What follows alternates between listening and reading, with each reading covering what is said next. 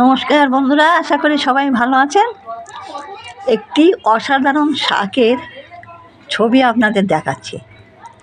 এই শাকটা আমি নাম শুনেছি কিন্তু কোনো দিন দেখিনি বা খাইও নি। আজ আমি রান্না করব, রান্নাটাও যদি পারি দেখিয়ে দেবো। শাকটার নাম কি আপনারা বলুন। সস্তা, বেশি দামও না। এইগুলো সব শুদ্ধ নিয়েছে, অনেকগুলো আটি আছে, 20 টাকা দামেও সস্তা। এগুলো ছোট ছোট করে কেটে রান্না হবে। শাকটার নাম হচ্ছে ব্রাহ্মী শাক।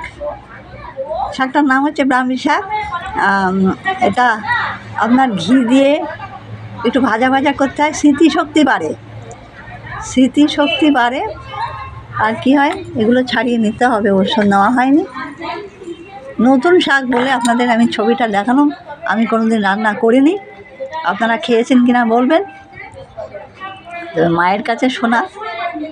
হ্যাঁ, এটা ঘি দিয়ে ভাজা ভাজা করতে হয়। আর কি, এই শাক খেলে স্মৃতিশক্তি বাড়ে। ছোটো বাচ্চারা যারা পড়াশুনো করছে তারা, ছোট বড় সবাই খেতে পারে। স্মৃতিশক্তি বাড়ে। আর কি হয়, প্রচুর আপনার ক্যালসিয়াম আছে বা আছে, প্রেশারও ঠিক থাকে, প্রেশারের দিক দিয়েও ভালো। তাহলে একটা নতুন শাকের ছবি দেখালো, রান্না করলে সেটাও আমি আপনাদের দেখাবো। যদি ভালো লাগে একটু, তাহলে আমার পাশে থাকবেন বন্ধুরা। আর সবাই ভালো থাকুন। নমস্কার।